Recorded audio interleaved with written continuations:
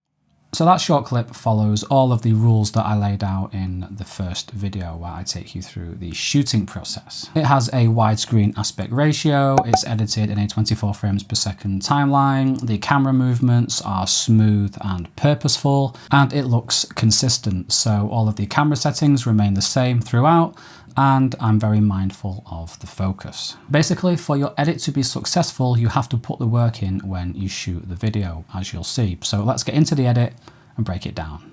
So here is the timeline in Final Cut Pro. If I just zoom out there, you can see. Very, very simple timeline, literally just clip after clip after clip. But there's one clip here where there's a mask involved, like I will go into. And this here has our color grade and our widescreen aspect ratio bars on it. And of course we have the music and a couple of sound effects down here. So very, very simple timeline. So looking at this first shot here, if I unmute it, you can see that doo, as it zooms out, it sort of fixed the music. So if I come onto this first clip over here and press Command R, you can see it's speed ramped. So I can't see from where I'm sat. You'll probably be able to see on the screen that is sped up quite significantly, and then it kind of speed ramps into the, like, is it 50%? I think it says. So that kind of matches that initial, that sort of sound. So yeah, I like the grand reveal. Then just a straight cut. And now what you'll see here is we kind of drop a frame, or a couple of frames maybe. And now these clips were all shot with the Moment app, where you see it says Moment here. And the Moment app can do that. So this is 4K, and it's 4K 60, shot in, I think it was shot in the log profile. If I turn off this adjustment layer here, you can see what the original clip looked like. So I think that's the log profile. Yeah, the log profile in the Moment app can do that. And you can see exactly what it looks like there. At first I thought the Mac was just having trouble playing back the video, but then when I exported it and rendered it, it still does it. So, you know, that's what you have to be careful with. So that's how the clip originally looked, and let's turn this adjustment layer back on, and you can see there we add our grade. I'll go through the grade a little bit later on, and it adds, of course, the letterbox, and it is just here. It's just a 235 letterbox, and you can choose whichever style you want, and that's all it is. Nothing fancy. The Mac does the work for you. And this bit here where it flips over and then transitions, I was actually still getting used to my DJI Osmo Mobile 3, and I was trying to do a maneuver with it. Well, I was trying to do this maneuver, go underneath the car, and it kind of went upside down by itself by mistake. That could work out. But when my phone fell over and it took the selfie, yeah, I love when stuff like that happens. So I thought, I wonder if I can get it to do that on purpose. So I did another take. I did this one where I got it to go over by itself, and I thought it would make a cool transition. And this cut is literally just a straight cut. There's no fancy transition here. I just kind of goes into what I was saying about in order for your edit to be successful, you have to put the work in when you shoot. And this is called shooting to edit. And in order to make this sort of transition successful, you just have to match the colors and the sort of movement. So here, this quick movement, and there's that grey in the car. Which matches the grey on the grille, and the black as well, black from underneath the car, and it's hidden by the movement. So we dolly out to reveal the car. Now I needed a transition to get us into the garage when the painting was going to happen. And I decided to pan into the wheel arch again. And when I'm doing this, when I'm filming it, yeah, I have the idea in mind that this will be a transition, but I'm not 100% sure where it's actually going to fit in. I'm just capturing as much footage as I can. And, you know, then it's just giving myself the opportunity to use it in the edit later. So it is just a straight mask. Very, very simple, very, very quick. Just a few frames involved. This isn't the cleanest or the best mask you'll ever see, but it's just here. It's called a draw mask, and if I turn it off, you can see it is just, I just pan past the wheel, and I turn the mask on, and you draw frame by frame. I will do a Daily David video, which is my second channel, where I go into how to create a mask like this in Final Cut Pro. This is one of the quickest masks I've ever done because it is just a few frames. A good example of a mask where a lot of frames are involved was my Moment app tutorial, where it's one of the very first shots where the camera's panning and the title of the video is revealed by the tripod, and that took ages because there's loads of frames involved. But this one was very quick, and we just reveal the car being driven into the garage. Now this shot is reversed. The car was being driven, it was being reversed out of the garage for some reason, but if I press Command R again, you can see we are reversed, and it's 100%, so which means 100% speed. It's not being slowed down or sped up or anything. So here I've got a little bit of a zoom going in, an artificial digital zoom, so it's playing back at normal speed. And if you keep an eye on the scale and rotation, or just the scale up here, and the position a little bit, you can see it actually starts from a zoomed position and then zooms out. And if I turn off all the effects and things, so turn off the grade and the letterboxes, turn off the transform, you can see what the original shot looked like. So here we go, it's pretty similar. And then it slows down to 67%, very specific, and then again it pans into the oil drum. And if that was just a shot by itself, you know, and just cut there, again, it wouldn't make any sense. So this is shooting with the edit in mind, because then it dollies out from the back of the car. And now if I turn on this, turn on the grade and that, turn on the transform, you'll see just that zoom just adds a little bit more dimension to it. So it just shows, it just establishes that the car is in the garage, and then that's it. Now this shot here with the flickering, it's flickering because this was originally a much longer shot, which involved the garage door closing with the lights off, and then when it was closing, the lights were turned on, which threw my settings off. It meant I got a flicker, which I will rewind to the point where the lights get turned on. So here, and then lights come on, and then there's the flicker. But I wasn't going to delete this shot. I was determined to keep this shot in because it has another transition coming up. So the guy, he's pulling the sheet down and it matches with the shot, with the next shot. Even though it's a completely different part of the car, it doesn't matter. Just that downward movement and the consistent colours. He's wearing blue, he's got red gloves on in both of the shots. It's the same same action. So those two shots just matched really well. So I was determined to, even with the flicker, to keep that shot in. To keep those two shots in. Some of the stuff I cut out was just more establishing shots, and I had to come to terms with. And the shots that I got, they're all here, and there was over 100 shots in the end. It was like over 50 gigabytes. And some of them were really good, some of them didn't make it into the final video, just because, you know, there's got a 1 minute time constraint, and once we've seen that the car is covered in a sheet, I don't need to show it 2 or 3 more times, even if the composition is good. Even if it makes me look like a more accomplished filmmaker, they have to go. So one shot of him taping. Again, originally this arm movement led into another shot, but it had to go. So let's carry on. And so this is the wide angle lens on the iPhone 12 Pro, and the Mac's struggling again there, just because of the screen recording. In fact, I'm going to make it easier on the Mac and render the whole project just by selecting it all and then just tapping Control R. Now the whole project's going to render, and hopefully it's going to play back a little bit smoother for you, because it does not like the screen recording and Final Cut Pro at the same time. So again, that's a speed ramped shot. If I press Command R, you can see, again, from here where I'm sitting, I can't see what that speed says, but it speeds up very, very briefly and then slows down. Again, this was one of the shots that I didn't want to cut out. Even though we have already established sort of what's going on and we're kind of re-establishing it here, I thought the shots looked cool and I had time to fit them in, so I did. And then I had a whoosh to kind of sell it a bit better.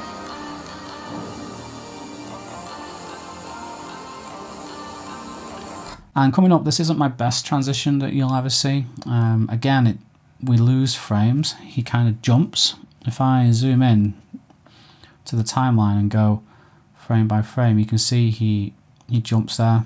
So we skip a frame, which kind of ruins the transition a little bit, but it's not too bad. I like those two shots, so they got to stay in even with the missing frames.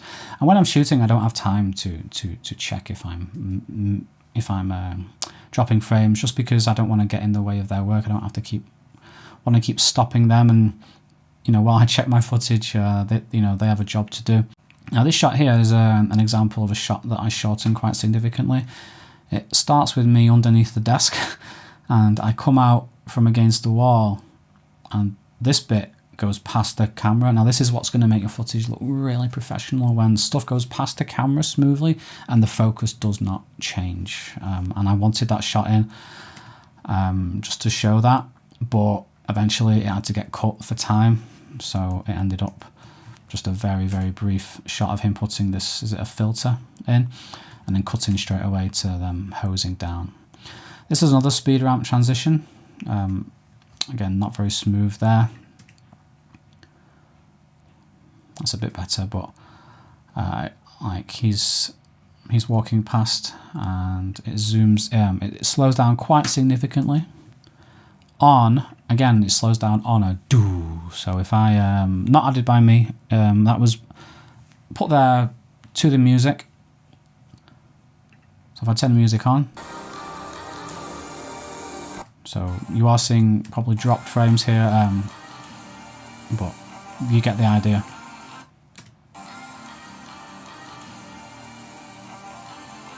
And then there's a shot of the logo for the garage there, which is something that the owner wanted, understandably.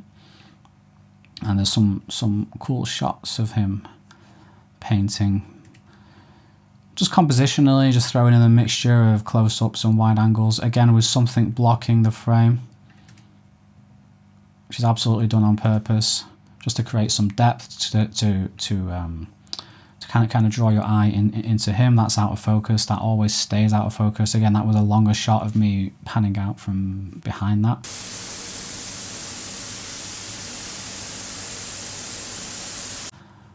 And then we cut to the wide angle, which is pretty cool.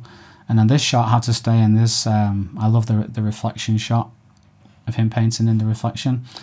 And then we go outside. Something I haven't mentioned so far actually is all of this was done in Beastcam. Actually, I forgot to mention. So just to be fair, on the Moment app, Beastcam also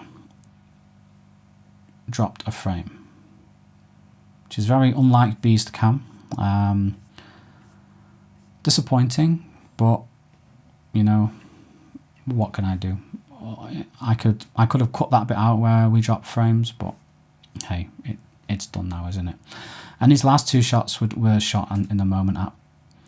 So we are again using the reflections, creating some interest, and it's when we go past this it sprays the windscreen washer, I think. Oh gosh, that we realize, oh, it's the bonnet, and then we speed ramp again into the transition, so it speeds up. And I was hoping that the colors and just kind of help that transition. That's not the smoothest transition in the world, but I think it works. And then we dolly back to reveal the car. All shot with the DJI Osmo Mobile 3. I have links to DJI Osmo Mobile 3 in the description if you want to buy one. And so this here, you'll notice the audio has been edited. It's just a cross-dissolve transition. This is the end of the track, and I wanted it to have a definitive end. So it made sense for it to, you can hear the transition.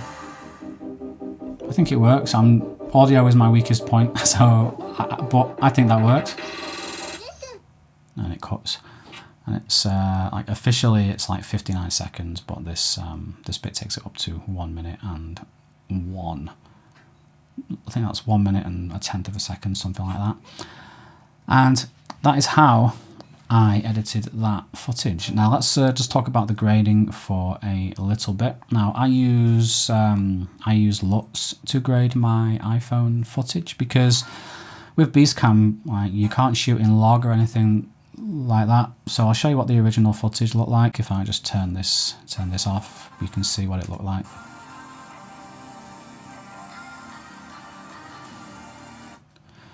And then here is with the grade and with the letterboxes as well.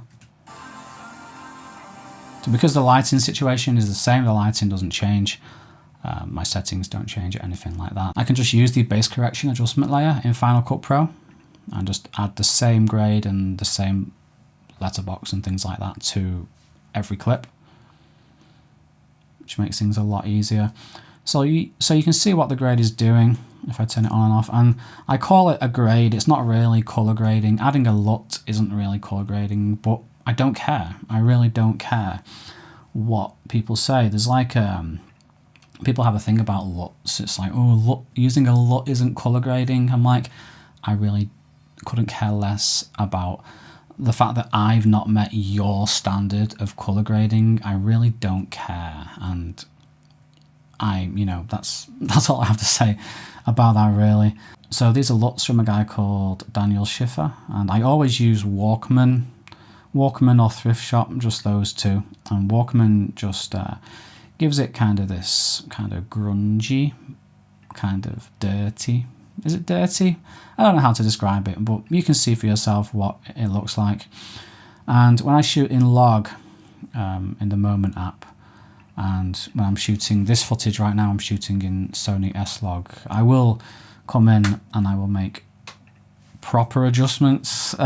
When I am shooting on my mobile phone, I will usually just slap a LUT on it and call it good. Which, if you do that, it's absolutely fine. Like, I couldn't care less how someone gets a shot. Just the fact that you've got the shot and the shot has ended up looking the way you want it, that's all that matters. For me, it doesn't matter how you get there, if you just slap a LUT on it, or if you actually go in and do something with the waveform and, you know, whatever, all that stuff. Like, it really doesn't matter. Basically, I hate elitism in photography and in videography. But before this video turns into a rant, I am going to leave it there. That is how I edited that video, and I hope you've enjoyed it. It's been something a little bit different for me. I've just been off the cuff. If I've been and ahhing and kind of thinking about what I'm saying, it's just because I haven't made any notes. I've just literally been taking you through from memory and reacting to what I'm seeing on the screen. So let me know down below in the comments if you enjoyed it, if you have any questions, and if you like this sort of content, and if I've helped you. I love it when people let me know. On my last video, my bracketing video, I think I pinned the comment. Someone said, I'm going to break out my tripod, I'm going to dust off the tripod and give bracketing a try, which makes me feel really good, because that is why I make these videos. So thanks for watching, and David out. It's all shot at 60 frames per second, as you can see up here. Oh, and Final Cut Pro's crashed. Final Cut Pro has just crashed, but my screen is still recording. That's good. Oh, Final Cut Pro quit unexpectedly. Did it now? I didn't notice. You're not making a good showing for yourself, Final Cut Pro. Okay, let's go back to where we were, and then I'm going to edit, and it'll all be seamless. But not for the bloopers. The bloopers will know.